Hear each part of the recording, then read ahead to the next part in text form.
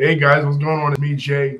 Here to talk a little bit about some sad news to report on the death of um, Debbie Mathers, aka Debbie Mathers Briggs Nelson, the mother of Eminem, who passed away at the age of 69. Yeah, she was Eminem's mom, and she was also at the center of many Eminem's beefs. Rappers, as we talked about in other videos, the 50th anniversary of hip hop is one in the archives. Rappers are known to beef with people. That's what rappers do. 50 Cent, Tupac, uh, LL Cool J beefing with Ice T and Kumo D and Cannabis, and Biggie and Nas beefing, Jay Z and Nas in the early 2000s, Ja Rule and 50 Cent. Also a famous beef, and even this year, Kendrick Lamar and Drake. But nobody, absolutely nobody, had ever done what Eminem did, and that is make a diss record to your own mother. And right off the bat, when the general public was introduced to Eminem, because he had an EP out in 1996 called Infinite, but nobody really bought that, and his sound was completely different. But the Slim Shady LP, the first one that he ever put out, on the first song, My Name Is, he said, uh, how you gonna breast me, mom? You ain't got no tits. And also said, hey, my name Bobby, what's up?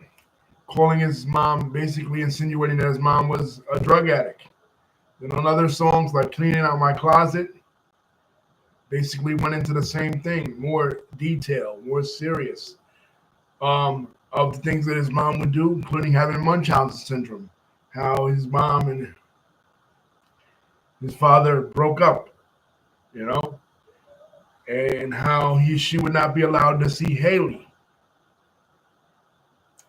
According to Eminem, uh, in the lyrics, she won't even be at her funeral.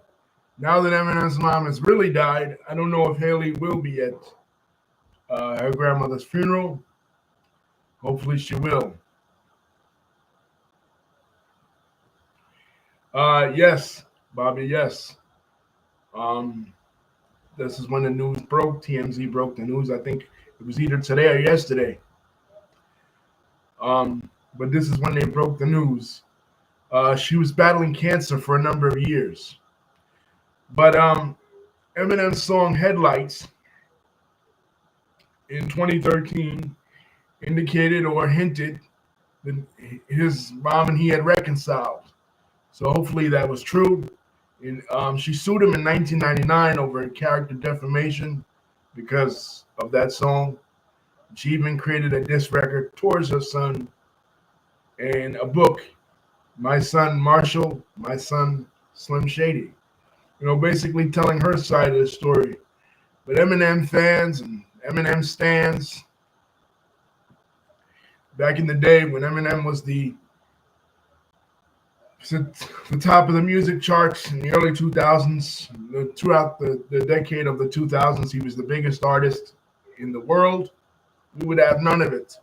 We completely took Eminem's side, took what he said as his narrative for granted, and assumed that this woman was a bad mother, you know, without knowing a lot of the story. She herself was musical. She was in a band with Eminem's father as a teenager.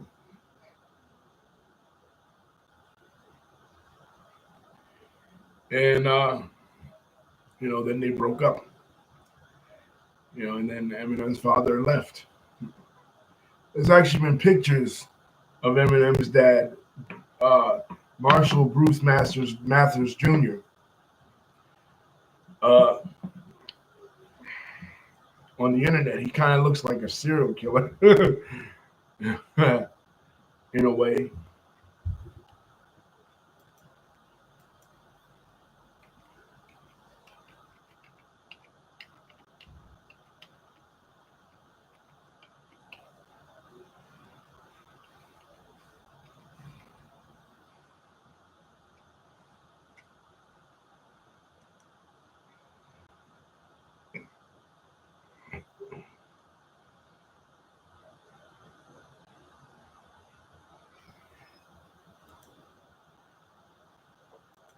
Yeah, they were in a band called Daddy Warbucks together. um, of course, after the famous character from Annie. She was 15, she was only 15 when she got pregnant with Eminem. His dad was 22. So obviously the dad was a complete scumbag, not only for leaving his family, but for dragging Debbie through all that stuff, dragging her from state to state. Eminem was not born in Michigan. He was born in Missouri because his mom was in between Warren, Detroit, and St. Louis and Kansas City, different parts of both Missouri and Michigan. She herself was born in Kansas, the state. Um, and she also had another son who's become pretty famous to the podcast world. Nathan, who Eminem has mentioned, was um, kind of like his son, his little brother, but because the mom was always on drugs and pills and stuff, um, and irresponsible, Eminem was left to raise his own brother like it was his son, basically. And when his uncle Ronnie, his mom's brother, died from suicide, the mother said that she wished it was him. So she sees some wild shit. You know what I mean? But Eminem then later came to sympathize with his mother's struggles. He himself succumbed to addiction, almost dying in 2009. Um, when Haley graduated and when she got married, Debbie released um, videos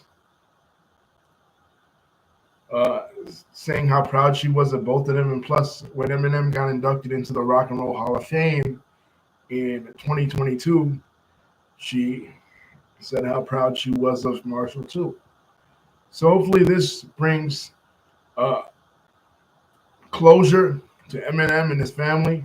And this, of course, comes on the heels of Haley announcing her pregnancy.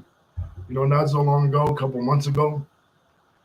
Um, so a bittersweet day for the Mathis family. Eminem, man, I loved his music when I was a kid. When I was not a kid, but really like in high school. I mean, who didn't listen to Eminem back in the day? He was everywhere. Marshall Mathers LP, my favorite. I love the Some Shady LP too, but I feel like just like with dissing his mother and his relationship with his child's mother, Kim, and the Slim Shady LP, just like the name says, it's comical. So the things he says about both Kim and his mom is real comical shit. The only time he really gets real is on that song, "We're Just the Two of Us." On that song, kind of like with Haley, but even that's like comical. But his real self, the autobiographical material really comes out more so in the Slim Shady, in the Marshall Mathers LP than any of his albums. Anything he did before that.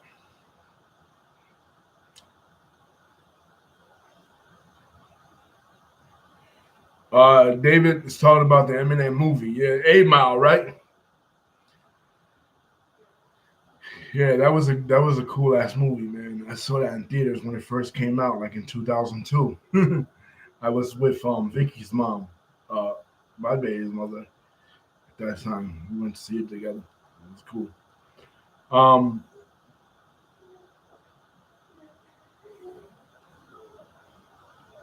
I liked how Eminem was really open and honest and autobiographical with his fans. You know what I mean? Like you felt like you knew him in a way. You know what I mean? That's why this one hits so big with us. Because there really only been two artists in the history of rap who've really um, been that autobiographical, that personal. One was Eminem, and the other was his musical idol, Tupac Shakur.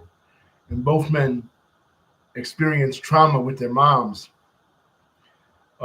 being on drugs and being, victims, as it were, of drug abuse. But the way they felt about their mothers was completely different based on their experiences.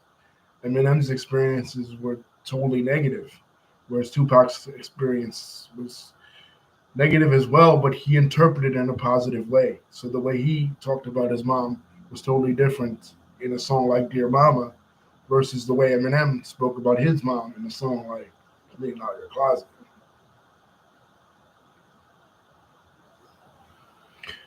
You know, both men had so much in common. Both worked closely with Dr. Dre, both musical icons, both cultural figures, and both really unique relationships with their mothers. I think Elvis Presley, Eminem, and Tupac probably had the most uniquest relationships with their mothers out of any other musical artist, in history. But yeah, rest in peace to Debbie Mathers, and like I said, hopefully Eminem puts this closes a tumultuous chapter in his life, and he did finally. Hopefully, it was real. Hopefully, it was genuine.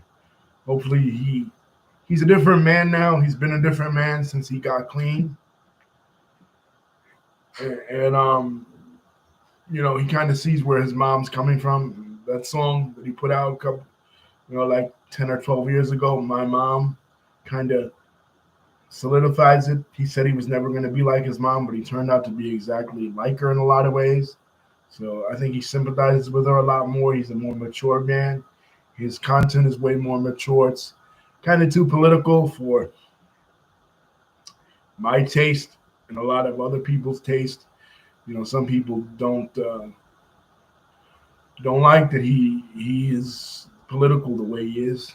You know what I mean? Like affiliating actually with candidates on a campaign trail for Kamala Harris and introducing Barack Obama at rally in Detroit.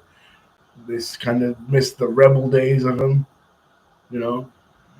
But that's just the man he is now. He's grown a lot as an artist. Peace. Don't forget to like, comment, and subscribe. Thank you, Bobby, and thank you, David, for contributing.